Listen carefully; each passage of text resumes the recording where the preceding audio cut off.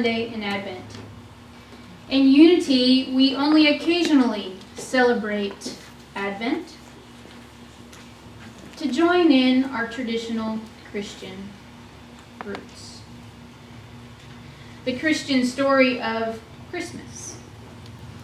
We do so to gather another level of deeper meaning. You know, interestingly enough, in preparing for doing this first talk in Advent, I searched everywhere for Charles Fillmore reference to Advent. And you know what? There isn't one.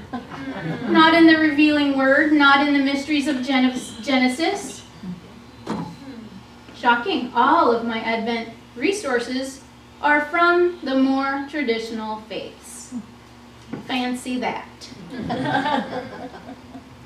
And so, interestingly enough, I don't know this for a fact, but my gut tells me that we as a collective, just like Charles didn't want to have church, now we have church, we as a collective added in the beautiful ritual of lighting the candles, the symbolism that goes along with it, because we hungered for those rituals, those symbols, to be a part of the metaphysical teachings that Unity provides. Hungered. So we pulled the baby out of the bathwater that got tossed out, and we put it back in an amazing way. And this is a time where we celebrate with ritual everywhere. So let's begin. Like many Christian traditional customs, Advent is the adaptation of an ancient practice that predates Christian times. Of course, the candles were lit in a round wheel during the festival of winter solstice, typically December 21st-ish. And winter solstice was a celebration of the gradual return of sunlight. And for me, someone who loves the warmth and the sun, I count the days when the solstice returns and there's longer days of sunlight and more sun, more sunny windows for the cats to lay in so they're not sitting on my lap. And so as we celebrate that gradual return, we also anticipate the return of the awareness of the light, the illumination, the wisdom of our teachings within our minds, within our hearts, within our being. For us as metaphysical truth students, that's the core of the celebration of light. It's about the wisdom. It's about our Christ light within. It's about the innate divinity that Jesus, our way shower, pointed out to us. On the Christian calendar, Advent is a word for arrival or coming. It is the celebration of the coming of the Christ. For us in Unity, it's a time to celebrate our rebirth. Sometimes we haphazardly say it's a time to celebrate the birth of the Christ, but no, for us, we already know we were born with the Christ presence within us. There's no mistake about our true nature. We forget all the time. Yes, that's true. But we are celebrating the rebirth within. And so we open our minds, we open our hearts to the Spirit, and we allow that presence of the oneness of the divine to dwell. So each week during this Advent season, we will light one candle. Our young YOUer Kelsey will light a candle. Each week, representing faith, peace, and love, the purple candles. The pink candle represents joy, which is, I don't know why it's pink. Sometimes it's pink, sometimes it's not. I haven't figured that out. Should have spent more time in traditional Christianity. Not.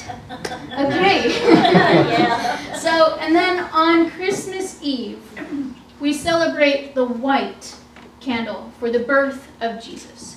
And so throughout this Advent season, we too will be joining in that traditional ritual and celebrating not only our Unity metaphysical Christianity, but our traditional roots as well. And we'll have a party on winter solstice too. Yay. Okay. So what I invite us to do today, as we enter into this Advent season, this holy season, the time where we not only get to be holy, H-O-L-Y, but I like to play with words, and to me it's W-H-O-L-E, whole. We remember that we are whole and perfect, exactly as we are. We tell our children that every week because we need to know. So we have lit the candle for faith.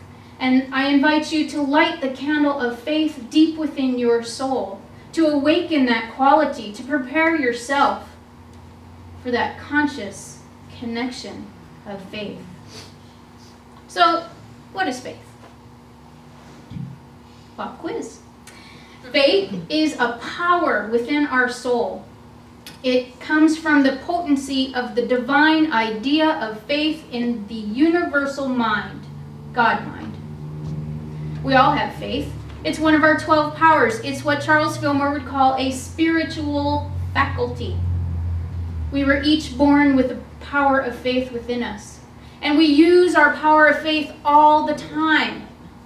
Now, sometimes we put our faith into things that are in alignment with our well-being. And we know this to be true. And sometimes we put our faith into things that, don't serve us quite so much. And so whatever we put our faith into, our energetic vibration, like the vibration of the bowls, emanates and it turns substance into matter. Yes. And then, you know what happens. You're all manifestors. You can create with the power of your mind. You can change your cells. You can change DNA. You can manifest whatever you desire or whatever you don't really desire, but you've been spending too much thought energy on it. Your choice. So our objective as maturing, growing spiritual beings, ever evolving on all aspects of life, is to rightly use this power of faith. When your dad's teaching you how to use power tools, doesn't he give you some guidance how to rightly use and safely use the power tool? Yes, indeed. And so our 12 powers come with that as well. It's about rightly using the power of faith to keep it centered and strong in our innate divinity.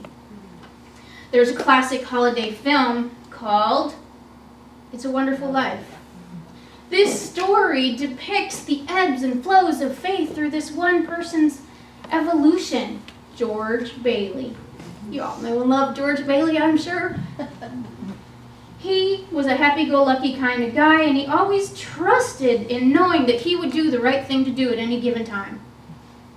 And then there was that mishap.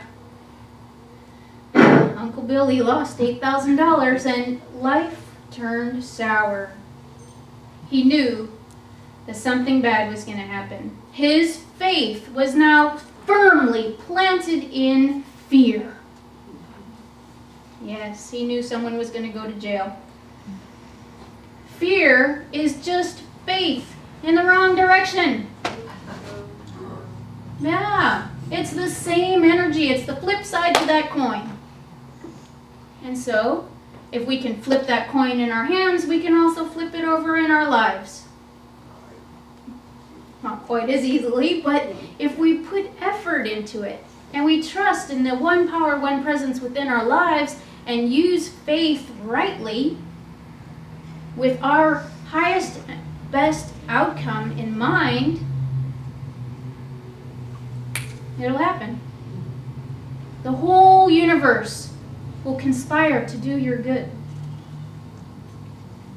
That forming power of faith will take any shape you want it to. It's like rain. Rain's on everybody, the just and unjust alike, as they say. Yeah. Even if you've just washed your car. So as we light this candle symbolizing faith, the act of lighting a candle at all is a symbol of faith, because we are putting our faith into the representation that there is light in times of darkness. When we're going through hard times, we can call upon the presence of God within. And when we can't call it up for ourselves, we have each other to call it up and remind ourselves, to remind one another that faith is working. And so this transformative power that we call faith is all about consciousness. When we have a consciousness of faith, we can use it in our challenging experience. It is the illumination. It is the light within. Fan the flame of the indwelling Christ presence.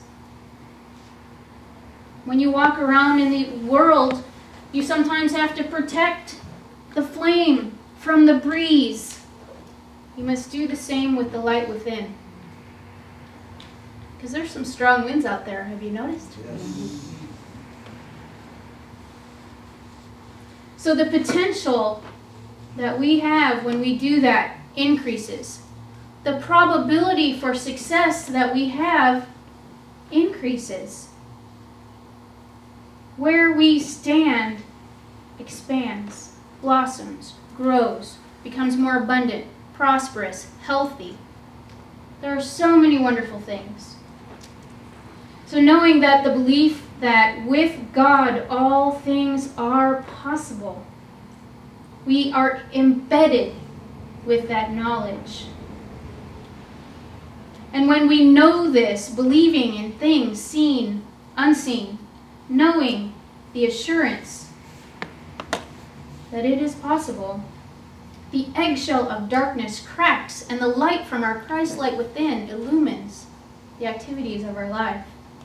When we experience that crisis of faith, as we all do, probably more than once, yay, we typically do not need more faith. We need to realign our faith with the truth of our being, to redirect it into our awareness, into our consciousness, and remember that we are a perfect child of God. We are a spiritual being having a human experience. So faith is the first step, the most necessary step to move ourselves out of darkness as we prepare for the rebirth of the Christ within. Namaste.